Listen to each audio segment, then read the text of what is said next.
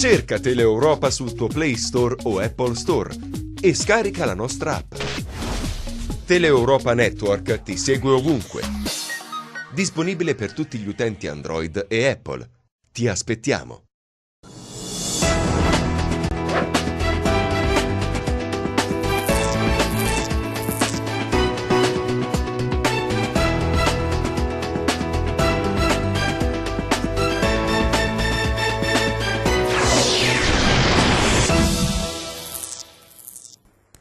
Signore e signori, benvenuti a un nuovo appuntamento con Replay, oggi 13 febbraio in diretta dagli studi di Teleeuropa Network. Partiamo dalla Serie A, col punto importantissimo conquistato dal Crotone con l'Atalanta in chiave salvezza.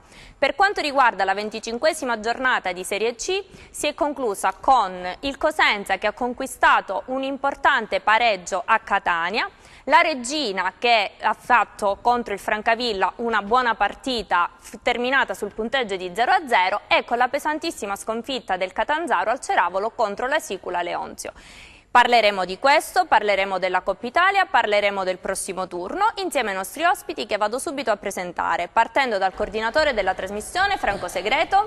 Buon pomeriggio a tutti, buon pomeriggio Silvia, grazie ai nostri ospiti, un parterre de roi anche oggi, grazie per essere intervenuti. Vai. Bene, allora andiamoli subito a presentare, partendo in rappresentanza del Rende Calcio dall'avvocato Franco Gagliardi. Buonasera, buonasera a tutti. Segretario generale del Cosenza Calcio Andrea De Poli. Buonasera, buonasera a tutti. Per Gazzetta del Sud Vittorio Scarpelli. Buonasera, buonasera a tutti.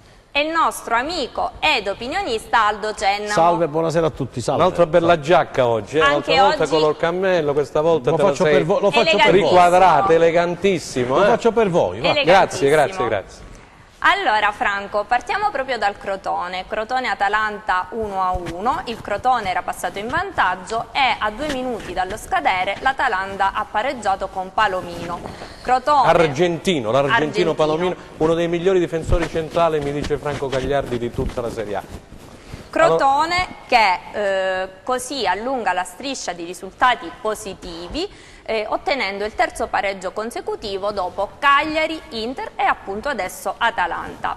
Allora Franco, un altro punto importante, Crotone che resta sempre a +4 dalla spalla. Sì, hai detto bene, resta a +4 dalla spalla e questa è la cosa più importante, il Crotone che ha conquistato 2 punti pesantissimi, uno contro l'Inter e poi l'altro contro l'Atalanta che sta facendo molto bene sia in campionato, la formazione di Gasperini, sia in Europa League. Dicevo che si è giocato su un terreno ridotto a un acquitrino, un terreno pesantissimo e quindi più di tanto la tecnica e la qualità non è affiorata.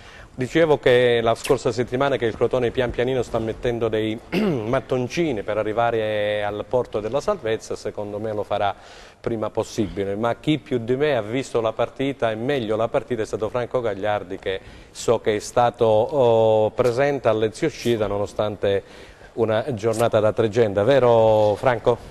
Direttore, mi sono trovato per caso, pioveva molto, però non sono stato deluso assolutamente, un po' bagnato ma molto compiaciuto del Crotone che ho rivisto dopo tanto tempo, un Crotone importante. Forse mi ha dato per la prima volta la sensazione che il Crotone può essere annoverato fra le squadre che sono al di sopra di Cagliari e Genova in una situazione di classifica, per quello che ho visto e che ha espresso in campo, che sicuramente la mette, almeno al mio parere, in questo momento come fra le squadre più importanti del centro classifica di questa graduatoria di Serie A. Sicuramente. Come ha visto questo passaggio di consegne in panchina, cioè questo nuovo allenatore comunque sta facendo molto bene? Noi a prescindere, noi che facciamo calcio, a prescindere da quelle che possono essere sensazioni o sentimenti, no?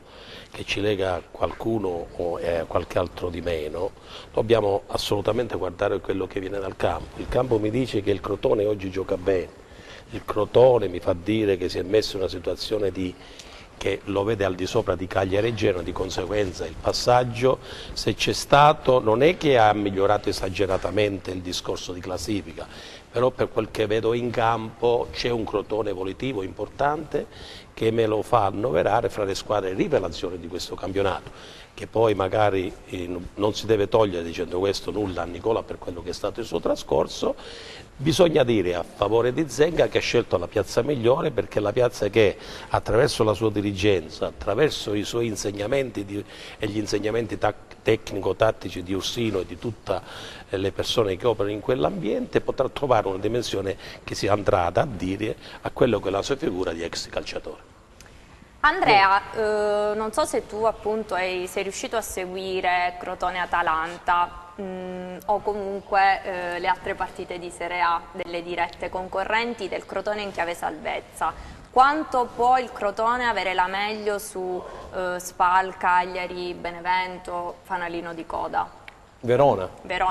Allora, purtroppo non sono riuscito a vedere l'ultima partita del Crotone, ho visto la partita Inter-Crotone, hanno fatto 1-1, ho visto una partita del Crotone in cui ci hanno messo molto la faccia e sono riusciti anche a creare un buon gioco, gettando secondo me anche il cuore oltre l'ostacolo, nel senso che sono andati a San Siro a giocare, sono riusciti a recuperare un punto, hanno fatto questo sgambetto all'Inter, ma hanno giocato a faccia aperta e sono creati molte occasioni pericolose.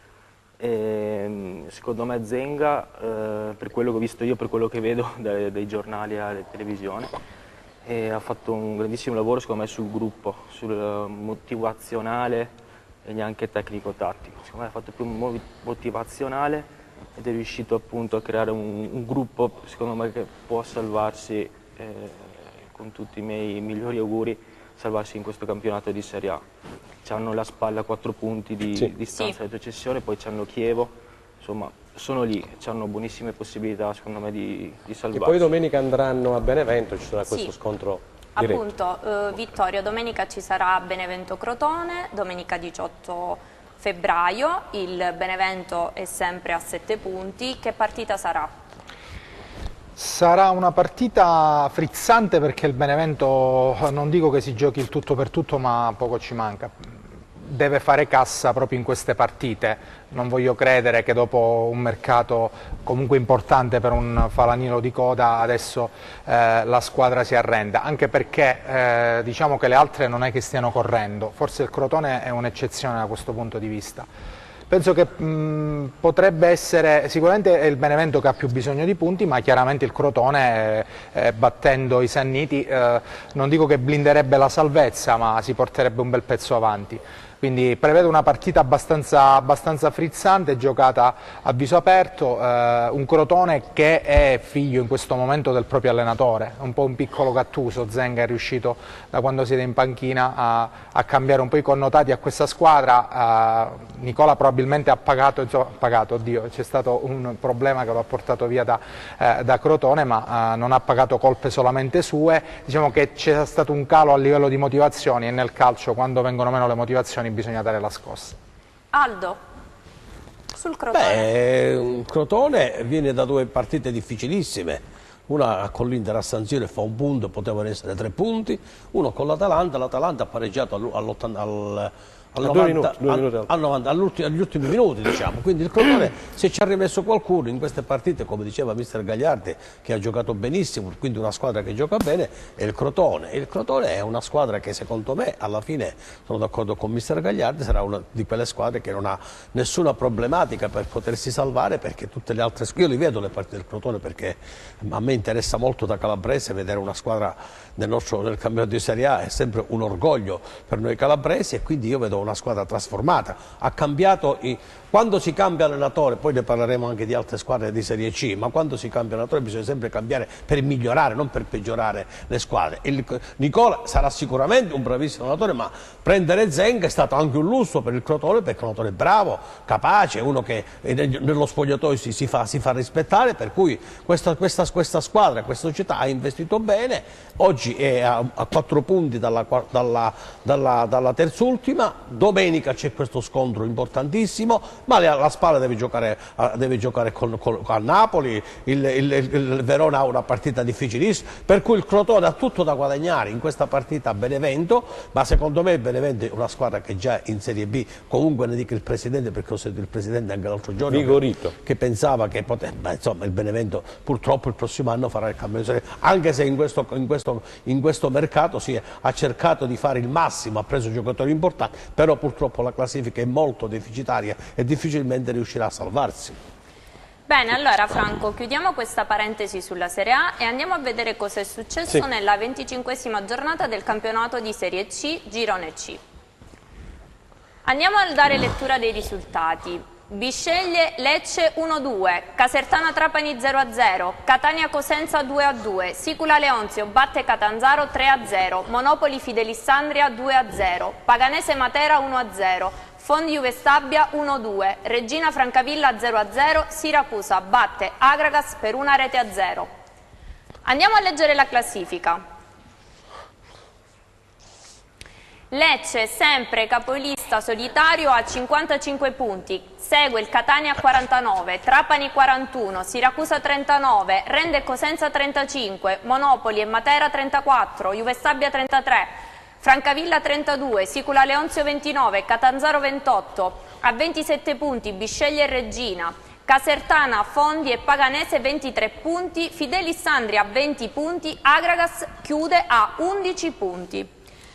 Allora Franco, questa 25esima giornata, come abbiamo detto, si è conclusa, il Lecce va a +6 sugli Etnei. La nota, diciamo... E, diciamo la cosa che a noi è andata bene, però va bene così. A noi al Cosenza, diciamo al Cosenza. Diciamo che c'è da sottolineare questa vittoria nell'anticipo di venerdì sera del Lecce in trasferta contro il Bisceglie per 2-1, aspettando poi il risultato appunto di Catania del Massimino, dove il Cosenza, vedremo poi più tardi gli highlights, vinceva per 2-0, poi al 31esimo c'è stato il primo gol del Catania, all'88esimo Manne poi ha riportato le sorti in parità. Un primo tempo molto bello giocato dalla squadra appunto di Piero Braglia, nel secondo tempo dopo l'ora di gioco qualche giocatore è andato un po' giù dal punto di vista anche fisico, non c'erano in panchina gli infortunati Calamai e Perez che sono stati spediti in tribuna proprio per cercare di recuperarli, poi parleremo anche della Coppa Italia di domani. E per il prossimo incrocio nel derby con la Regina di lunedì prossimo in serale al Marulla alle 20:45, quindi il Catania che viene distaccato in questo momento di 6 punti da parte del Lecce, il Trapani che non va oltre lo 0-0 a Caserta, quindi vedo un po' il Trapani dal passo greve, pesante, che non si è per nulla calato in questo campionato appunto di Serie C, sta facendo fatica la formazione di calori. Il Siracusa batte per 1-0 il fanalino di coda Akragas e quindi consolida questo quarto posto a 39 e poi a 35 ci sono le due cosentine, il Rende che ha riposato e il Cosenza che come dicevo ha pareggiato per 2-2 a Catania. Per quanto riguarda invece le zone basse pochissimi movimenti, un punticino della Regina, il secondo interno c'è stata un po' di contestazione, pochi paganti al Granillo appunto di Reggio Calabria, insoddisfatti i tifosi, la sconfitta il Fondi, la sconfitta del Fondi, la sconfitta dell'Akragas da 27 punti in giù, compresa la Regina, bisogna chiaramente guardarsi alle spalle perché insomma da questa settimana in poi il campionato entrerà nel vivo perché sono partite importantissime, i punti pesano come macigni, chi per evitare i play-out, chi deve andare nei play-off e naturalmente c'è questa bellissima rincorsa al vertice tra il Catania e il Lecce con 6 punti di distacco, però mancano 12 giornate e può succedere e di tutto. E anche tante polemiche di cui parleremo dopo, vero? Tra l'Omonaca e Meluso. Una guerra a colpi di comunicati stampa. Allora, Franco, parliamo di questa classifica. In alto stanno le big. E ti aspettavi il Catanzaro in questa posizione di classifica? Catanzaro, ricordiamo, battuto in casa per 3-0 dalla Sicula Leonzio. Io per prendere il discorso Catanzaro mi devo rifare a quello che diceva l'amico mio Cennamo su quello che era il discorso Crotone e altre squadre, no? Cioè, guarda caso, in Calabria stanno diventando importanti le società. Vedi Cosenza, vedi il Crotone, cioè cambiano gli allenatori e dimostrano queste società di individuare quale allenatore può star meglio in quella piazza. Bravo. Cioè vuol dire che a Crotone forse, mi dilungo però certo, me lo dovete concedere, prego, prego. Anche perché sennò non riesco a fare capire il concetto, io sono un po' prolisso. Prego. Cioè a Crotone io do merito alla società non tanto di aver scelto il Zenga, ma di aver conosciuto quali erano i mali eventuali che ci potevano essere nell'ambito dei calciatori. E hanno messo un allenatore, rischiando molto, perché non è che veniva da tanti successi, no? Però da un carisma eccezionale, un carisma che sta bene a tutta la piazza e insieme alla piazza riesce a fare risultato nell'ambito di uno spogliatoio e nell'ambito di un campo. Per i Cosenza hanno fallito determinati argomenti iniziali proprio perché la società non era stata capace di individuare cosa doveva essere messo nel Cosenza. Però devo dare atto a questa società di aver studiato il problema e aveva preso un allenatore di grande carisma che nello spogliatoio fa quello che vuole, facendo seguire per la sua esperienza e per la sua capacità. Ecco, detto questo, mi riporto a Catanzaro. Probabilmente ancora a Catanzaro non hanno capito che cosa devono fare nell'ambito della società. E allora, a prescindere da tutto quello che qual è lo status, ma io ho molta fiducia nel Presidente Noto, no? Lui sta studiando e sono convinto che sta ingoiando amaro. Cosentino non ce l'ha fatta a ingoiare, ha abbandonato, no? Per motivi suoi anche sicuramente. Però Noto è una persona capace, saggia, che sta valutando e sta studiando. Non è riuscita ancora a trovare le giuste coordinate, però sta valutando questo suo Catanzaro e spero che riesca a capire cosa manca al suo Catanzaro con questa nuova società. E un po' spero che possa andare a seguire le tracce che in Calabria stanno dando sia il Crotone sia il Cosenza, perché in effetti queste sono le società che debbono essere seguite almeno nel momento in cui prendono determinate posizioni. Ok, grazie. Andrea, il Cosenza si trova a 35 punti insieme a Rende, a 6 distanze soltanto dal Trapani. Il terzo posto diciamo che è lì, abbordabilissimo. Sì, certamente. Ovviamente la classifica è corta, sia la parte sopra alla nostra sia la parte sotto. Quindi è tutto un terno al lotto, una partita sbagliata, una partita sfortunata ti può cambiare le posizioni, la classifica in solo 90 minuti di domenica. Quindi io ci credo sinceramente nei ragazzi, nello staff e nel tutto del Cosenza Calcio, perché vedendo anche la partita a Catania, che ero a Catania domenica, non ho visto tanta differenza individuale e di squadra, sinceramente. Quindi anche all'andata abbiamo fatto una buonissima partita. Avevamo vinto anche in Coppa Italia, il Cosenza aveva vinto in Coppa Italia a Catania. Ecco sì, Vogliamo vinto in Coppa Italia, insomma. Poi parliamo anche del Trapani che abbiamo vinto sia in casa che in Coppa Italia, anche con loro. Con Lecce all'andata abbiamo perso per un gran gol. E il gol annullato a Baclet, che era regolare. E anche quello purtroppo ci sta. No, noi ricordiamo un po' tutti, Ci sono anche queste decisioni. Nonostante l'età, insomma, ricordiamo, la memoria ancora non ci ha abbandonato. E quindi questo per dire che è un campionato molto equilibrato e le big non le vedo tante big rispetto a Cosenza. Quindi io ci credo, se arriviamo ai playoff faremo del nostro meglio ed è un terno al lotto. E quindi secondo me abbiamo buone probabilità. Ma guarda, io prima di dare la parola a Silvia ho ascoltato durante il montaggio le parole dell'amico Cristiano Lucarelli e più o meno ha detto le tue stesse parole, dice il Cosenza non è inferiore al Lecce, al Catania e al Trapani, vero? Trapani. Sì, sì, ha detto poi proprio lo ascolteremo questo. negli highlight. Dopo lo ascoltiamo, però... Non l'ho rubata a Lucarelli. Ah, questa. ok, Non gli però hai rubato a Lucarelli. No, ha avete lo avuto la stesso tua pensiero. stessa Ecco, visione, bene, diciamo sono così. contento che... Vittorio, il Matera è caduto a sorpresa sul campo della Paganese. Ti aspettavi questo risultato? E che campionato sta facendo questo Matera? Nel senso, ad inizio forse si pensava potesse essere una compagine più attrezzata dello stesso Cosenza. Diciamo che è una squadra che ha cambiato tantissimo rispetto allo scorso anno, quindi probabilmente che avrebbe sofferto un po' c'era da metterlo in conto, certo. La Paganese è solita fare sgambetti a squadre più quotate, noi purtroppo ci siamo capitati pure, però sono rarità.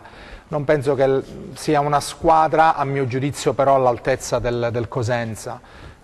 Il Cosenza oggi è un gruppo diverso, è un gruppo che ha un'identità, è un gruppo difficile da battere, da 10 partite non perde. Il Matera invece è sempre una squadra molto altalenante, non mi aspettavo chiaramente uno scivolone del genere, ma se dovessi fare un pronostico a riguardo vedo il Matera sotto il Cosenza, addirittura gli vedrei anche altre squadre come la Juve Stabia sopra, dopo gli ultimi risultati. Juve Stabia che ha espugnato comunque un campo difficile come quello del Fondi, che è una squadra che lotta per non retrocedere, quindi non mi sorprende troppo il risultato della Paganese ed è in linea con questa fase altalenante. Il Matera l'abbiamo visto anche al Marulla e non è sembrata una squadra eccezionale. Nemmeno contro il Rende mi ha... Neanche, assolutamente, neanche contro il Rende, è una squadra normale che sicuramente raggiungerà i playoff, ma penso per manifesta inferiorità di altre squadre e non per meriti propri.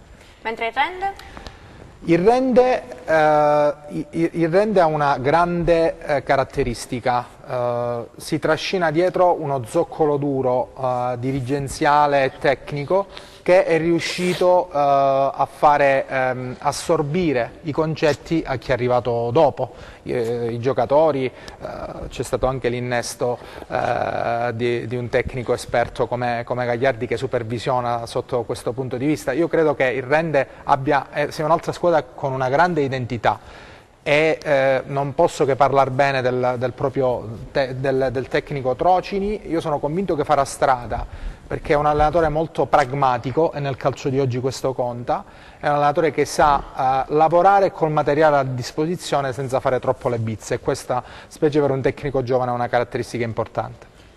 Aldo, un importantissimo punto conquistato a Catania che allunga la striscia di risultati utili consecutivi.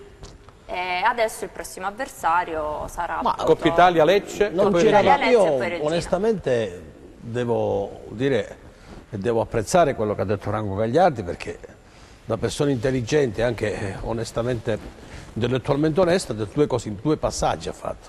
Quando una società si trova in difficoltà e tenta di porre rimedio, lo fa sempre cercando di migliorare, di migliorarsi.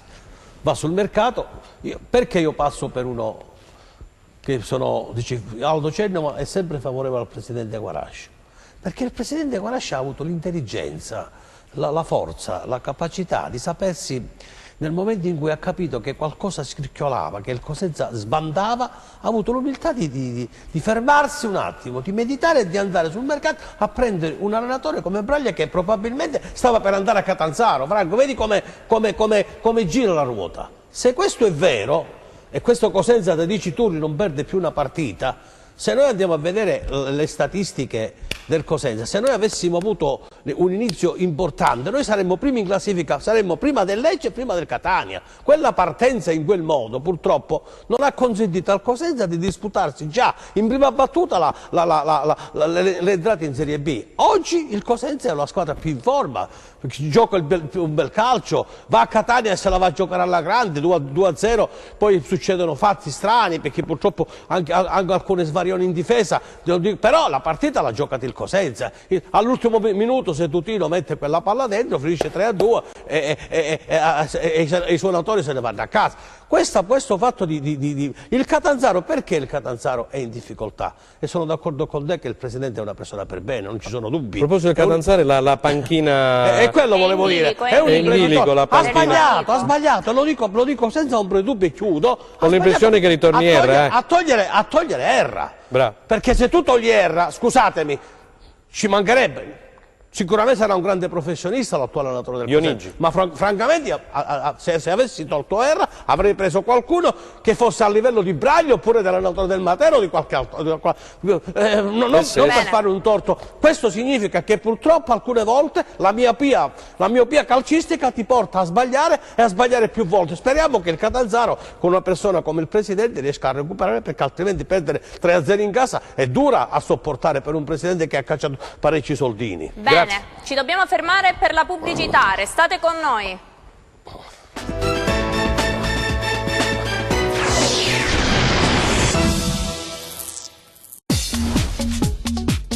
Cerca Teleeuropa sul tuo Play Store o Apple Store e scarica la nostra app. Teleeuropa Network ti segue ovunque. Disponibile per tutti gli utenti Android e Apple. Ti aspettiamo!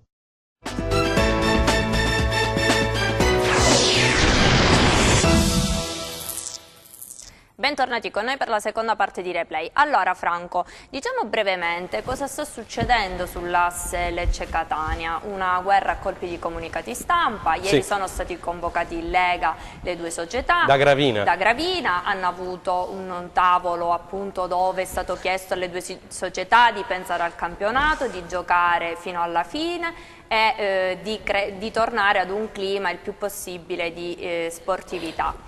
Le due società si sono salutate organizzando un amichevole. Oggi da una nota stampa ufficiale del Lecce leggiamo appunto che il direttore sportivo del Lecce, Mauro Meluso, avrebbe o starebbe per adire le vie legali, però non nei confronti del Catania, nei confronti di un sito vicino al Catania, Itator Press, ma nei confronti appunto di un sito di Catania che accusava Meluso insomma di essere un po', tra virgolette, diciamolo, un po' diciamo che Mauro, diciamo subito che Mauro Meluso aveva detto in una dichiarazione. Ah, ecco qua. Ragazzi, vi ricorda qualcosa? Mi hanno interrotto. Tutto il calcio minuto per minuto. Vediamo chi abbiamo al telefono. Pronto? Chi è? Salve, benvenuto Emanuele Franco Segreto, Emanuele Giacoia con noi, tutto il calcio minuto per minuto, voce storica. Grazie Emanuele. Grazie a voi di avermi chiamato. Come va Emanuele? Come va? Segui sempre le squadre calabresi? Va bene, tenete conto che io sto parlando dall'alto dei miei 88 anni, quindi sono passati un po' di anni, ma li ho passati quasi tutti in Calabria. Sei lucidissimo come sempre Emanuele, sempre lucido, sempre puntuale. Me lo auguro di essere così. Allora, vogliamo partire, qui abbiamo tanti ospiti, oggi vogliamo partire da queste squadre calabresi, 30 secondi a testa 40, partiamo dal Crotone, da questo pareggio contro l'Atalanta.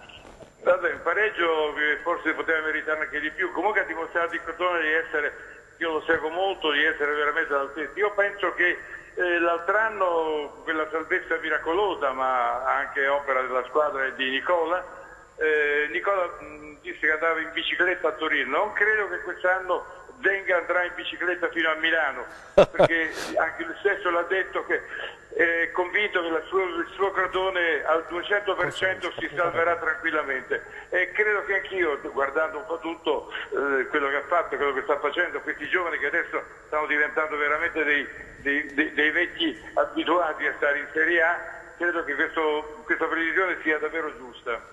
Do la parola alla bella Silvia, la nostra conduttrice. Vai Silvia per il collega Emanuele Giacoia. Per quanto riguarda il campionato di Serie C, Rende e Cosenza 35 punti nel girone C. Sì, ma stiamo parlando della Lega Pro. Sì. Naturalmente, io lo seguo moltissimo, qualcuno che forse leggerà quelle noticine che faccio sul quotidiano, vero, del Sud.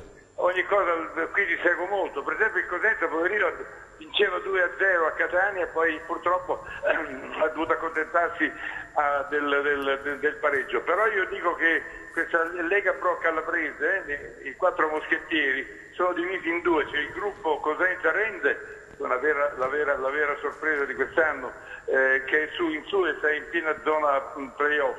E poi sul fondo invece purtroppo il Catanzaro e la Regina manca per l'apposto, due ex squadre della Serie A. Mentre per quanto riguarda Catanzaro e Regina? Te l'ha detto. Ah, ok, perfetto. C'è qualche nostro ospite che vuole fare qualche domanda? Che vuole salutare Franco Gagliardi, il mister Franco Gagliardi. Tutta in maniera, come si dice, soddisfatta, ancora di più per sentirla bene in salute. Io ritengo che lei manchi moltissimo a questa nostra Calabria. Emanuele? Lei manca moltissimo in questa nostra Calabria, sicuramente. Ma certo, ma io in Calabria sono venuto quando credo che il 90% di voi non era nato, e nemmeno sicuramente, e nemmeno dai miei 89 anni o quasi oramai. Il 4 marzo andrò a votare, ma farò anche 89, anzi tenete conto, e fra un anno farò 90 anni, quindi richiamatemi quando avrò 90 sempre, anni. Noi ogni anno la telefonata fissa con Emanuele Giacoia c'è sempre, C'è sempre. Sì. Ok, Va allora... bene, la ringraziamo di essere intervenuto in trasmissione. Grazie Emanuele, grazie, grazie. Buona serata. Buonasera. Grazie, arrivederci. Buonasera. Buona Grazie. serata. Allora, hai visto Allora. Franco, 88-89 anni, che lucidità il nostro Emanuele Giacora, che è bella stato voce che aveva. un mio maestro, una bella voce veramente, come dire, molto apprezzabile a tutto il calcio minuto per minuto. Allora, torniamo Allora, sì, a noi, stavamo dicevamo. dicendo di Catania e di questa Certo. querelle.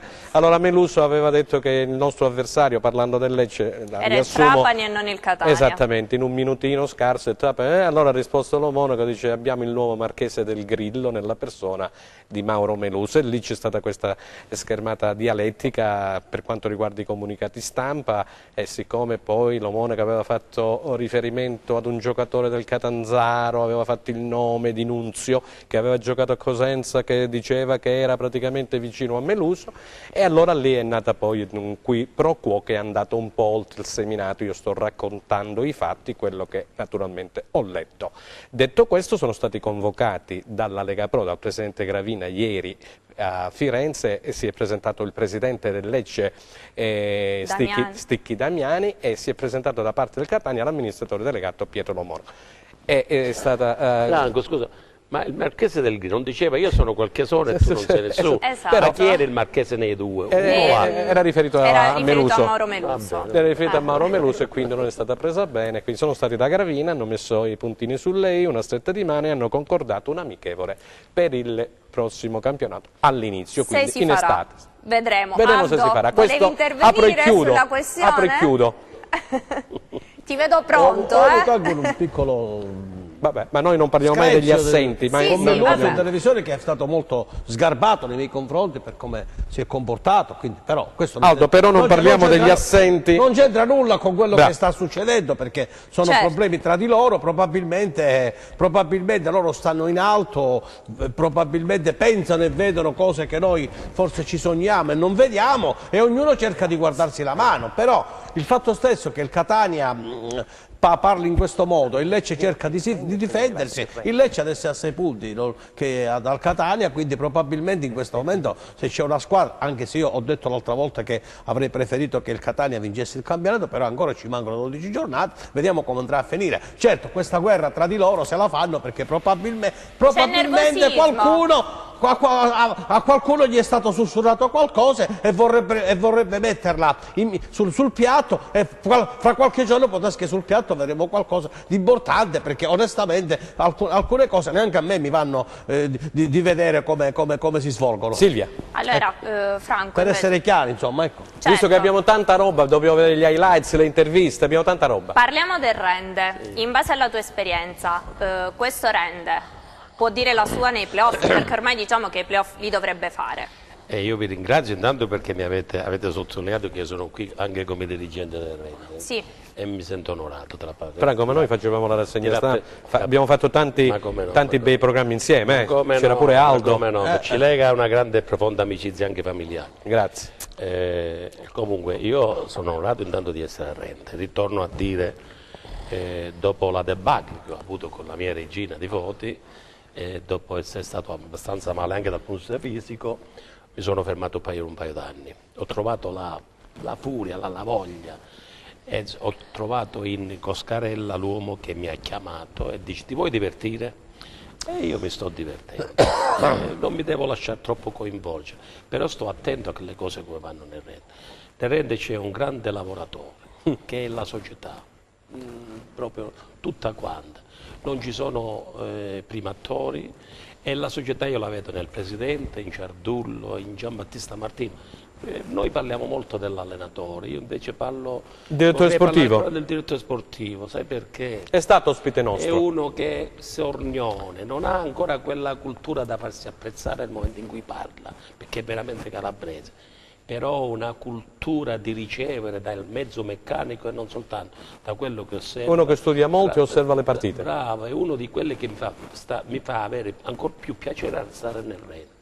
Cioè mi confronto con lui, segue, io lo chiamo nipotino, Guarda che è bravo e oltretutto ha già fatto tanti chilometri, purtroppo non in aereo, spero di poterlo fare insieme a lui qualche viaggetto, perché nel programma nostro ci sono ancora dei viaggetti che dovremo iniziare a fare, se no io cosa andavo a fare, no?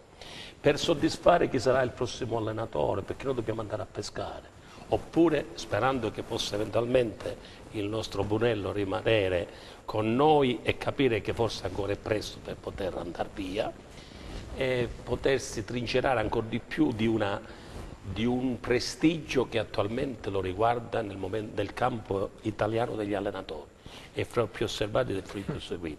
Cioè vuol dire che ho già nominato 2 persone importanti nel Rete, Giambattista Martino e Brunello.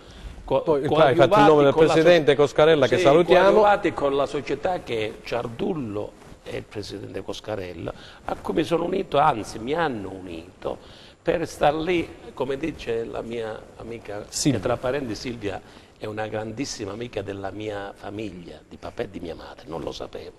Mi sono rimasto commosso, anzi anche compiaciuto di averla ritrovata qui, ma non lo sapevo, me l'ha ricordato, no? E mi diceva, tu che sai fare quando mi voleva presentare? Io so fare tutto e non so fare niente.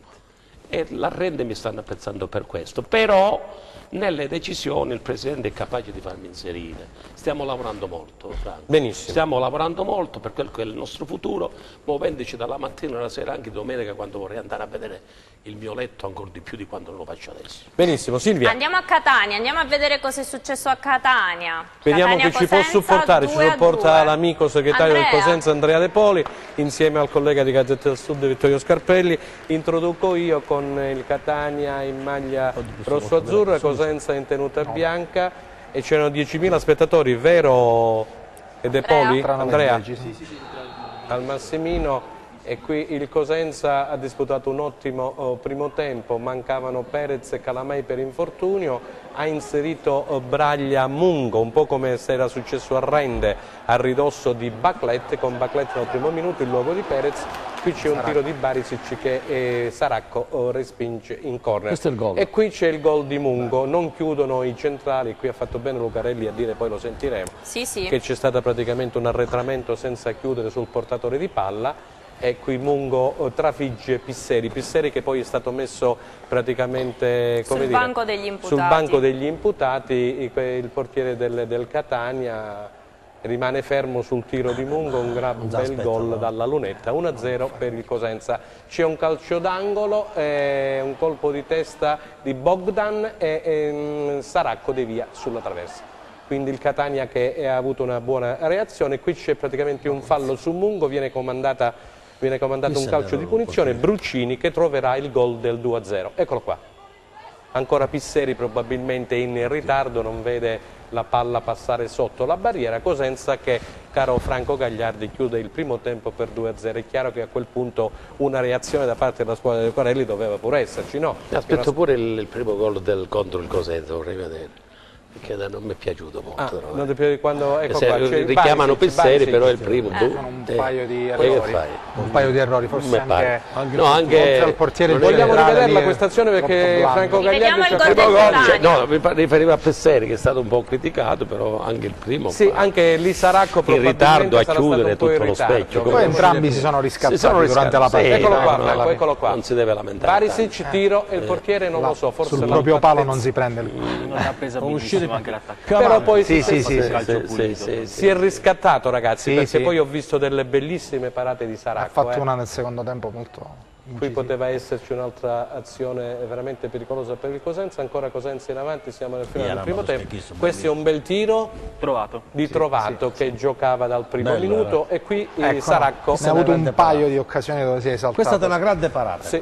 Smanaccia alla sua sinistra, eccolo qua. Su Porcino, mi pare. Porcino che Franco Gagliardi conosce benissimo perché era una creatura del settore giovanile della Regina. Qui c'è un tiro ancora dalla distanza da parte del Cosenza che Pisseri blocca. E qui praticamente c'è l'arrembaggio del Catania, siamo nei minuti finali. Ha fatto una grande parata. C'è una punizione che viene battuta dalla destra, batte e ribatte, e qui il Cosenza si salva in calcio d'angolo.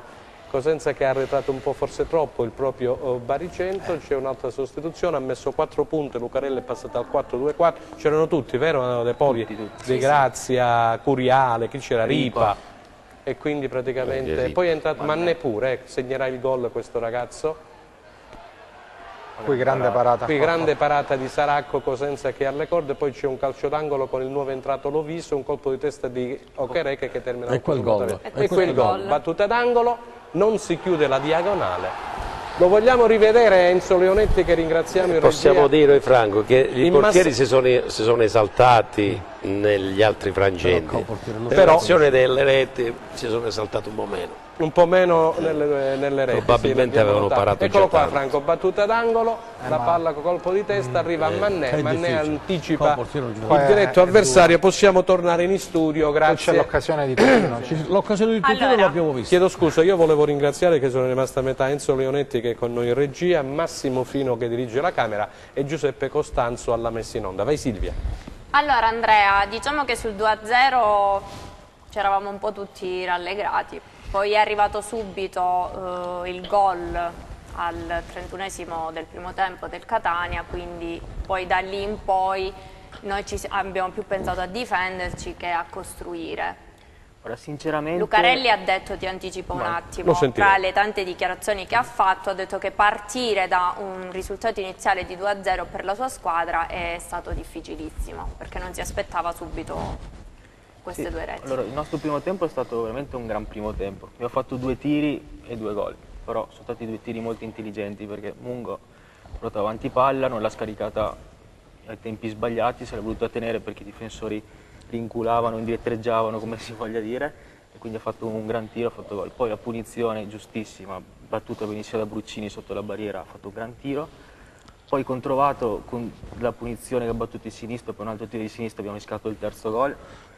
Poi quando ci hanno fatto il primo gol, secondo me è stato più un errore appunto difensivo tra Dorazio e Pascali. Sì. E lì, perché Dorazio era più all'esterno e gli ha passato la palla in mezzo, magari il centrale poteva un po' più avvicinarci, però non è riuscito a chiuderlo per tempo. Poi è stato un calcio sporco secondo me, quindi anche ingannato Saracco su questo tiro. Di Barisic. Quindi al 2-1, poi finito il primo tempo, inizio il secondo tempo, ho detto se non facciamo il terzo gol qua rischiamo di pareggiarla e anche di perderla, perché loro c'erano sposti molto avanti, molto offensivi. Lo cercavano tutti i costi, poi visto che Braglia, nella mia ignoranza, che non sono allenatore ma ci provo, ha provato a mettere un Tutino o Okereke che sono più veloci magari sulle ripartenze per fare il terzo gol. Però purtroppo non è arrivato il secondo gol, loro hanno spinto, però sull'ultima occasione che non si è vista da Sportube Tutino ha rischiato anche di portare a casa i 3 punti, perché ha fatto una gran finta a rientrare sul sinistro. Però poi si è perso. Sì, non ha visto magari Bruccini, un altro attaccante che si era inserito per passarla dietro, però lì l'attaccante c'ha la testa, dice faccio la finta io calcio, ha perso il tempo, ha dato sul destro invece dal sinistro. Vittorio, allora una formazione iniziale anche se vogliamo un po' inedita, che comunque ha dato ragione a mister Braglia. Sì, diciamo che con Calamai e Perez a mezzo servizio ha preferito evitare, anche perché c'è un passaggio dell'ultima conferenza di Braglia che forse a molti è sfuggito. Braglia ha detto è il caso di tirare un po' il freno perché stiamo andando troppo veloci. Stiamo accelerando troppo. Lui è una vecchia volpe sotto questo punto di vista, sa benissimo che andare a 2000 adesso può significare nulla se poi magari alla prima occasione buona, ovvero il primo turno per esempio playoff, la squadra poi crolla. Quindi è come se avesse voluto lanciare un messaggio. Ha detto stiamo calmi, dobbiamo essere brillanti più avanti. Detto ciò è chiaro che tirare il freno a una macchina in corsa è comunque difficile, anzi il Cosenza di Catania poteva chiudere anche sul 3-0 il primo tempo se si fossero verificate alcune circostanze. È anche vero che ha subito tanto nella ripresa, però questa è una squadra che ha grande consapevolezza, vorrei che si sottolineasse, è una squadra matura. Io osservo gli allenamenti, adesso perdonatemi la metafora ardita, ma a lanciare un tozzo di pane durante una partitella lo si ritrova sbranato, perché sono tutti lì pronti a giocarsi la maglia, come se fossero stati tenuti in cattività per tanto tempo. Adesso i lupi sono pronti a giocarsela e a dire la propria, ne hanno preso tante dalla stampa, dai tifosi, adesso vogliono dimostrare realmente chi sono. È un peccato non aver vinto a Catania, però si è avuta una grande dimostrazione che il Cosenza può giocarsela anche con queste squadre. Nelle ultime 10 partite non ha perso con nessuno, e anche in ottica della partita di domani, adesso non vorrei un po' anticipare comunque la scaletta, il Cosenza di Braglia in trasferta riesce a fare anche meglio.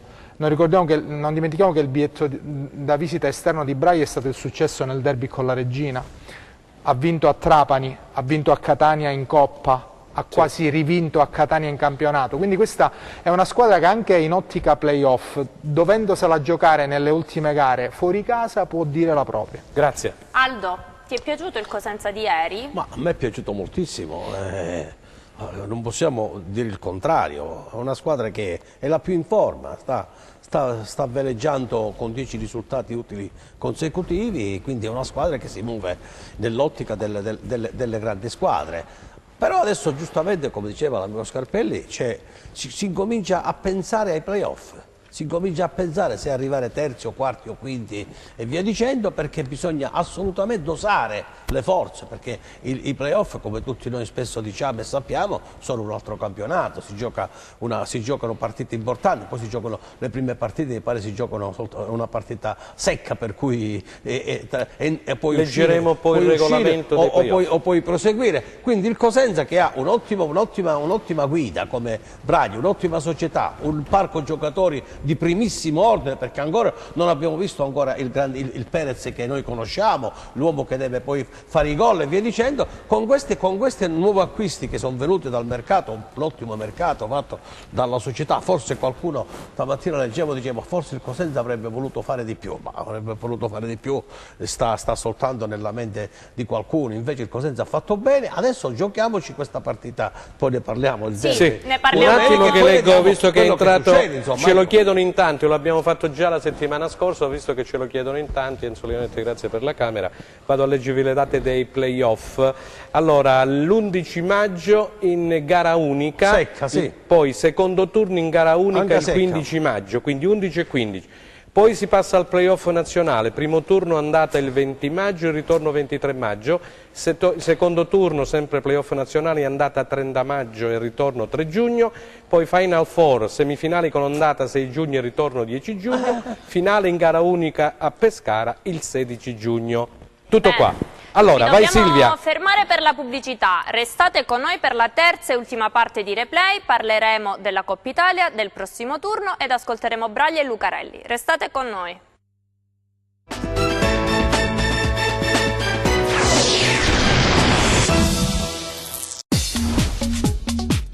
Cerca Teleeuropa sul tuo Play Store o Apple Store e scarica la nostra app. Teleeuropa Network ti segue ovunque. Disponibile per tutti gli utenti Android e Apple. Ti aspettiamo.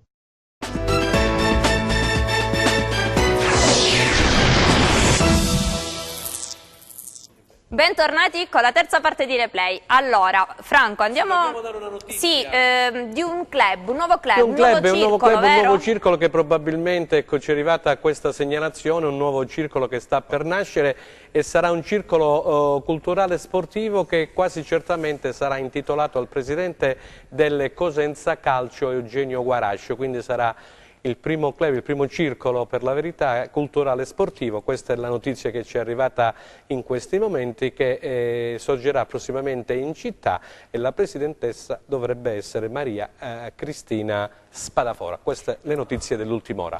Allora, Franco, dobbiamo ascoltare le parole di Braglia e di Lucarelli, soprattutto quelle di Lucarelli, sì, che sono un po' polemiche, un po' no. Vediamo Enzo Leonetti che dice. Lucarelli... Cerchiamo di vederle una dietro l'altra, se riesci Enzo. Ok, Braglia e Lucarelli, grazie Enzo. Arriva. Giocavamo contro una squadra forte che è seconda in classifica. Io sono contento del pareggio, sono contento della prestazione, perciò a me altri discorsi mi interessano poco. Noi siamo tranquilli, dobbiamo fare bene tutte le domeniche e poi vedere alla fine quello che facciamo. È sembrato che la partita sia stata una buona gara da parte di tutte e due le squadre, perciò siamo felici di aver pareggiato, anche se c'è un po' di rammarico perché vince di 2-0, però la realtà è quella che dice il campo sempre. A me è piaciuto molto Mungo. Mi è piaciuto Bachelè nel primo tempo, poi sono calati, era normale che calassero perché hanno fatto i 50 minuti ad alta intensità. Lecce vediamo come abbiamo anche qualche problemino, vediamo un po' come ci arriviamo. Vediamo, la cosa primaria per me l'ho sempre detto è il campionato, poi non è che andiamo a Lecce per perdere, andiamo là per fare la nostra partita. Io non ho visto un calo di concentrazione, ho visto 2 errori ingenui che hanno condizionato fortemente la partita. Rispetto al passato però c'è una novità, che stasera siamo riusciti a riprenderla nonostante che l'avversario fosse un pochino più forte della Casertana e della Leonzio. Poi il Lecce, bella domanda al Lecce, qual è la nostra aspettativa? Di fare 108 punti e di vincere 36 partite? Forse io non ci riesco.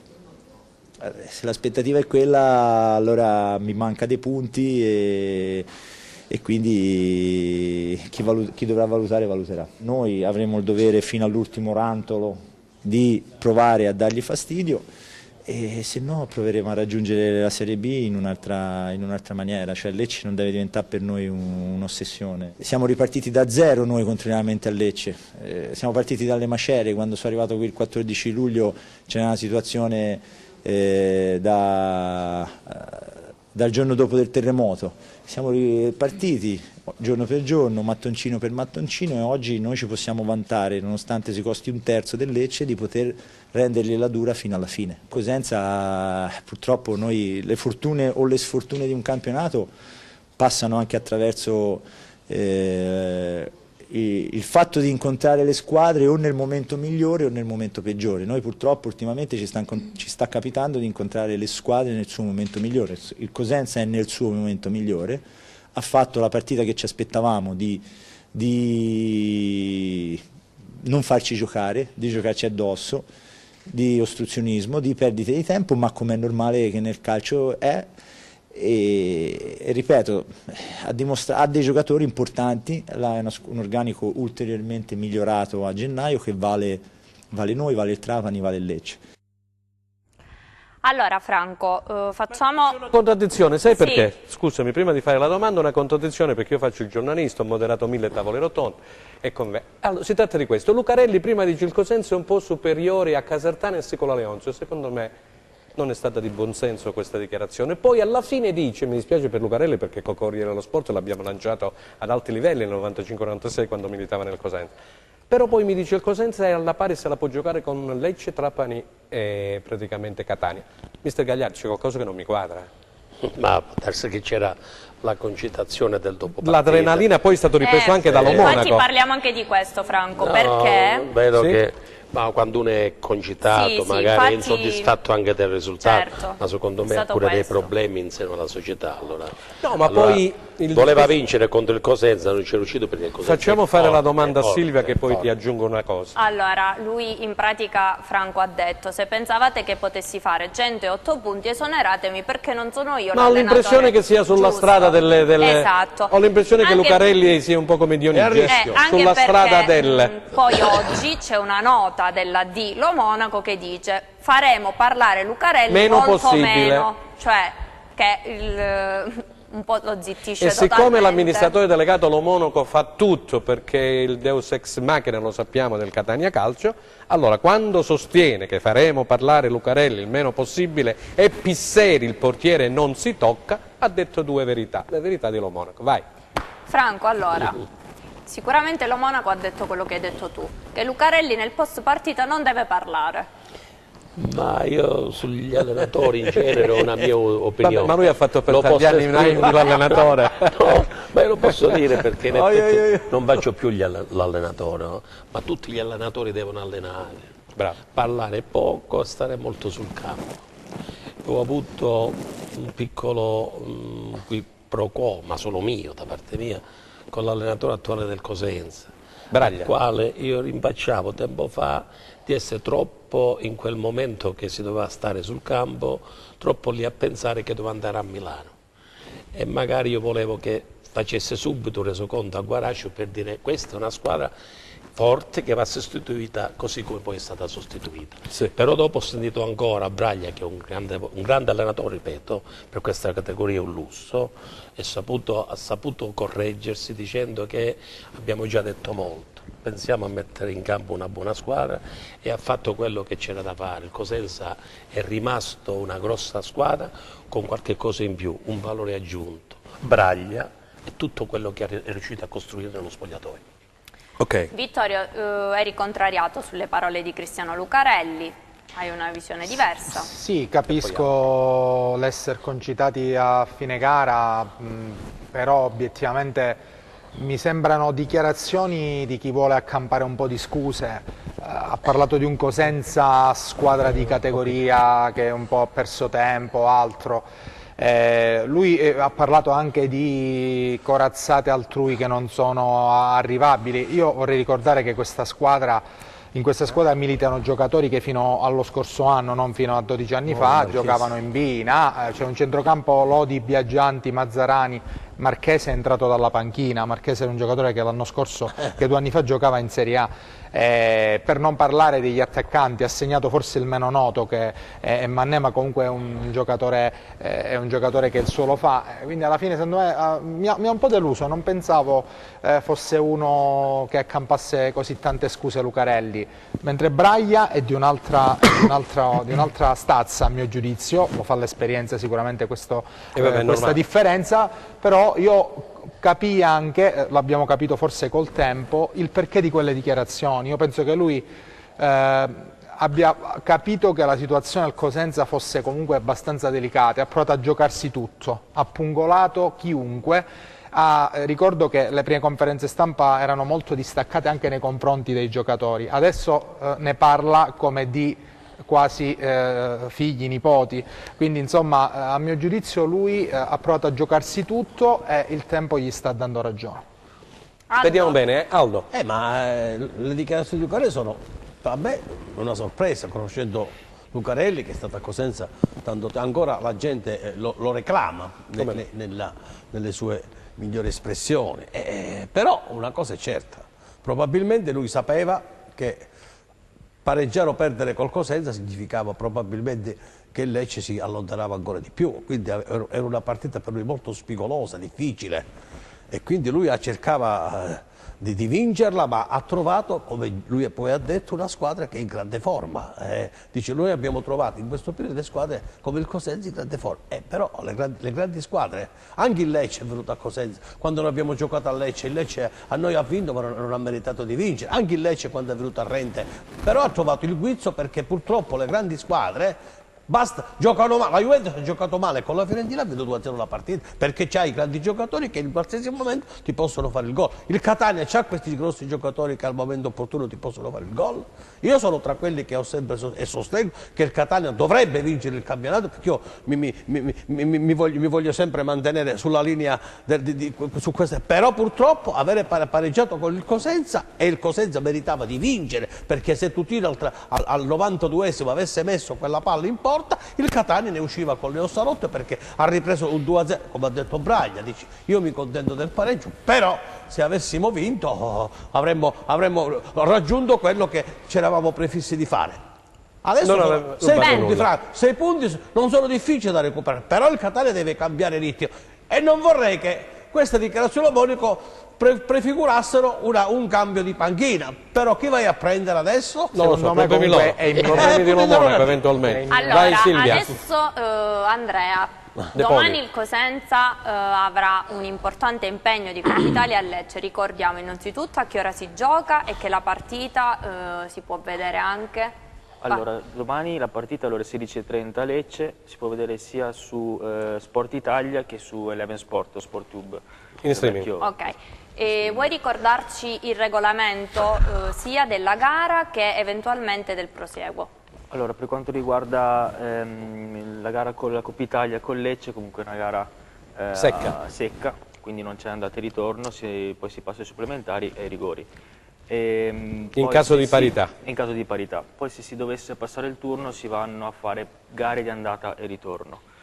Già si dovrebbe iniziare la prossima settimana il turno di Coppa Italia, però vediamo. Però mi pare che il Cosenza sia intenzionato per evitare tutte queste... Allora sì, diciamo che giochiamo lunedì sera con la Regina in campionato, quindi già giocare il mercoledì 21, giocare lunedì sera, neanche fare allenamento perché dobbiamo partire per Lecce, giocare già il 21 è molto difficile. Tra l'altro quindi... un'altra trasferta, perché il Cosenza, se non sbaglio, è la seconda in casa, quindi... sì, Si potrebbe giocare durante il turno di riposo, il Cosenza riposerà esatto, il 3-4 marzo. Qual è, diciamo, quali sono i benefici che otterrebbe sia il passaggio del turno e sia il vincitore della Coppa Italia quest'anno? Allora, diciamo che il vincitore della Coppa Italia, lo dico in parole semplici, entra dopo nei playoff, perché e poi agevoleremo anche una squadra che si posizionerà all'11° posto.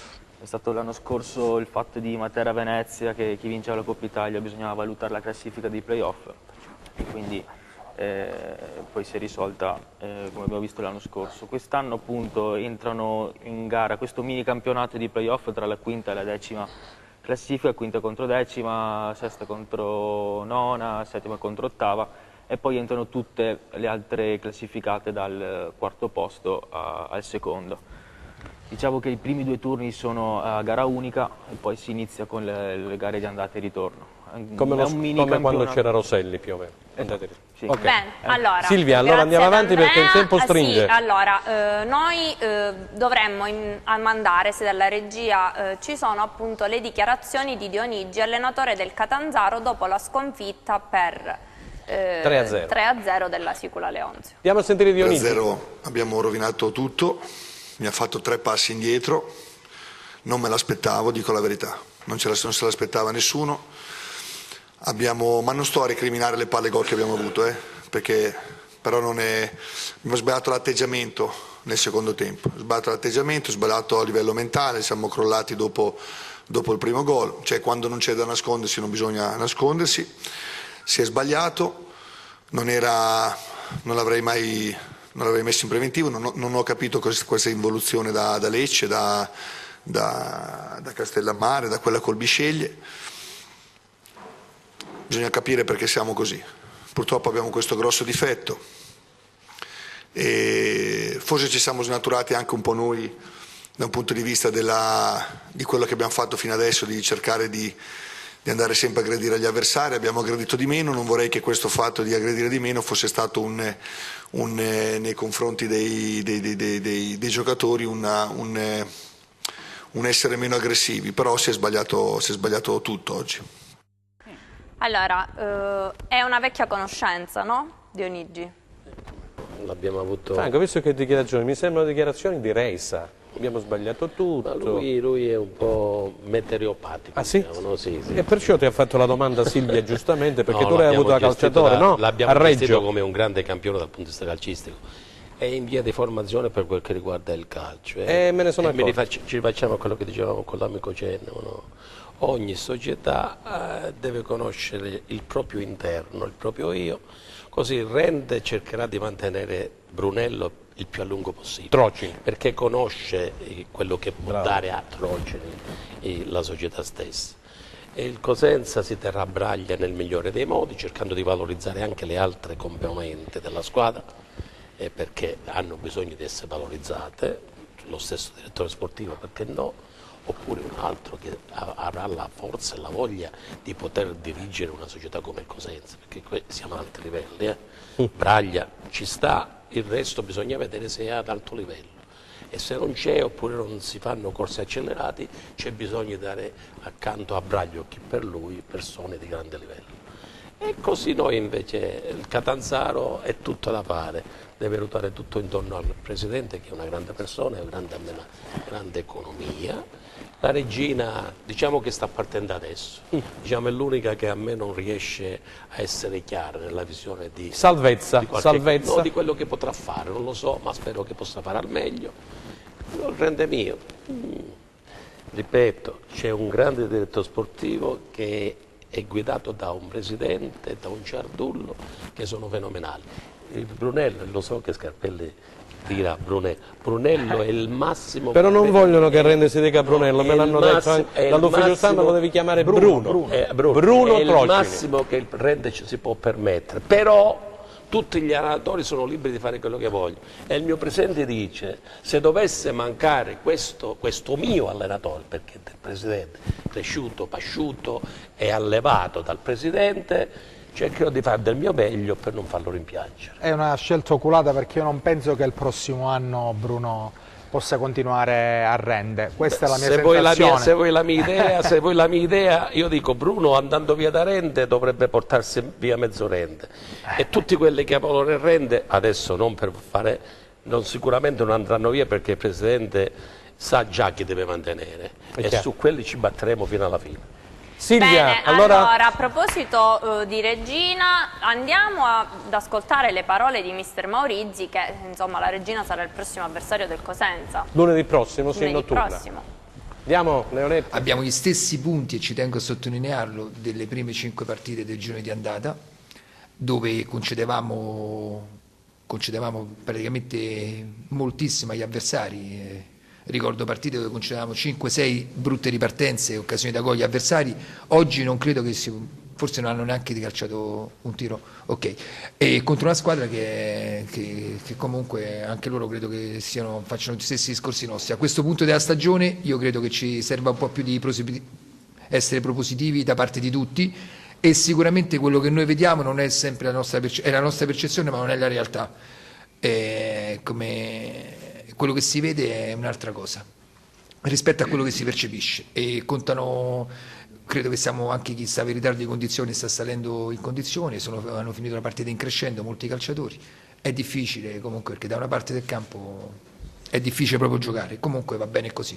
È normale che dispiace perché se uno dice avete pareggiato, siete contenti? No, non siamo contenti assolutamente, però credo che siamo contenti di aver tenuto il campo in una maniera molto molto buona, e non è da poco. Allora Franco, abbiamo ascoltato le parole di Maurizi, domani Lecce Cosenza, che Cosenza ti aspetti? Ricordiamo che la partita sarà visibile sia su Sport Italia che su Eleven Sports alle 16:30.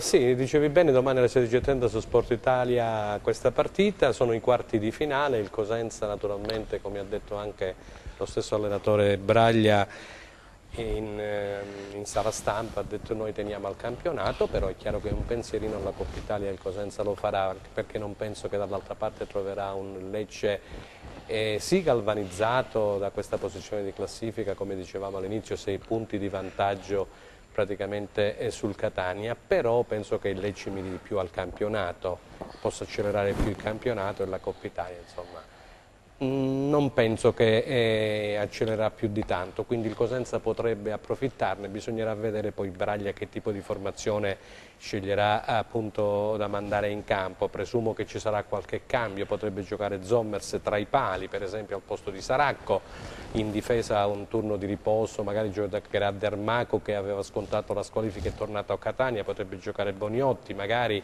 insieme a Pasqualoni nei 3 di sinistra, diciamo nei 3 centrali a sinistra, e poi in mezzo al campo nei 5 Corsi sicuramente avrà una maglia assicurata, dall'altra parte ci potrebbe essere Ramos, un ragazzo che io stimo molto, scuola Parma, che è arrivato a Cosenza nel mercato di gennaio, potrebbe partire dal primo momento Loviso come play davanti alla difesa, ai lati del quale potrebbe giostrare Bruccini. Calamai non è ancora nelle migliori condizioni, tant'è che ha saltato Catania e potrebbe giocare Trovato. In attacco io mi gioco la coppia Mungo-Bacletta, anche perché Mungo non gioca dalla partita di Rende e quindi erano passati 2 mesi e mezzo, è stato gettato nella mischia a Catania e ha fatto gol. Bacletta le ultime 3 partite per dare spazio a Perez è rimasto in panchina salvo alcuni scampoli di gara, e quindi per quanto mi riguarda dovrebbe partire Bacletta con Perez che, se è recuperato, si accomoderà sicuramente in panchina. Io confido molto in Braglia e confido molto nella gara di domani nel Cosenza Calcio. Andiamo allora a vedere quale sarà il prossimo turno. Agragas Catanzaro, Cosenza Regina, ricordiamo lunedì sera alle 20:45. Juve Stabia Bisceglie, Matera Siracusa, Monopoli Catania, Rende Fondi domenica alle 16:30, Sicula Leonzio Lecce, Trapani Paganese, Francavilla Casertana. Allora, parliamo del Rende innanzitutto. Abbiamo una partita difficilissima, perché il Fondi ha perso, ma ha cambiato molto, sappiamo la struttura, la statura del Fondi in senso generale. Cioè vuol dire che è una squadra che in questo momento, dopo aver perso, ci mette tanta preoccupazione, però io ho fiducia nel gruppo, lavorano alacremente, sono agli ordini di un grande allenatore che cercheremo di mantenere a rende, non si deve fare molte...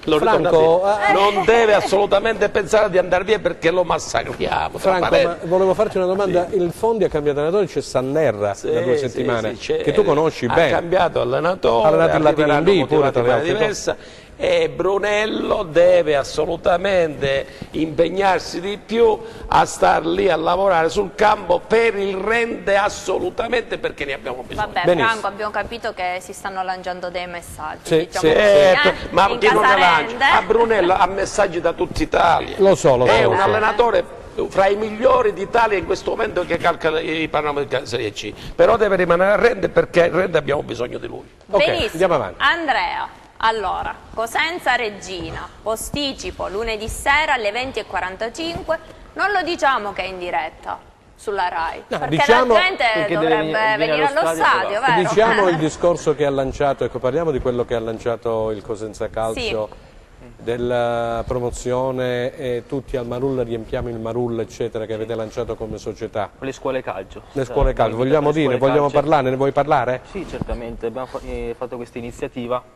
che abbiamo invitato tutte le scuole calcio della provincia, e quindi come l'anno scorso abbiamo fatto in posticipo, mi pare sempre Cosenza Regina, e la tribuna B scoperta era un vero spettacolo.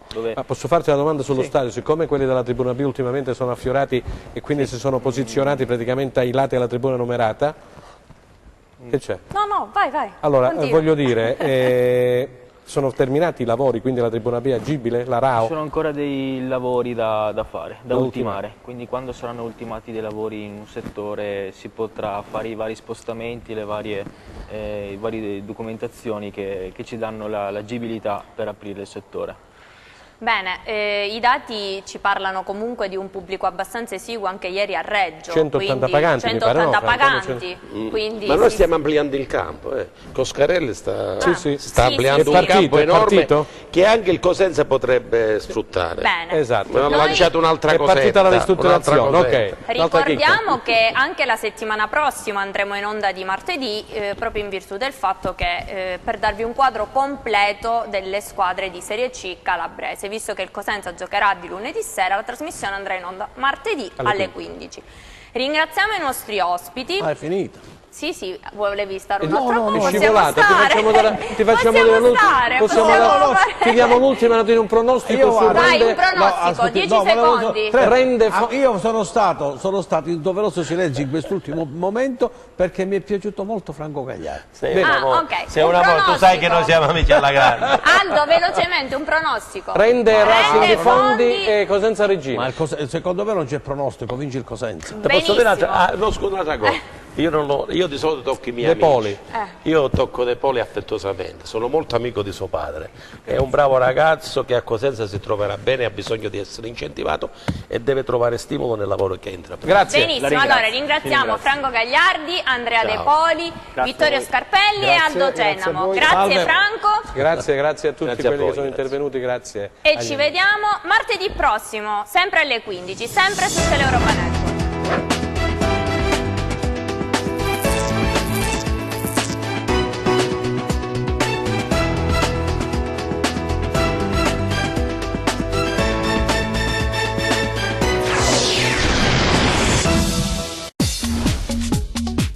Cerca Teleeuropa sul tuo Play Store o Apple Store e scarica la nostra app.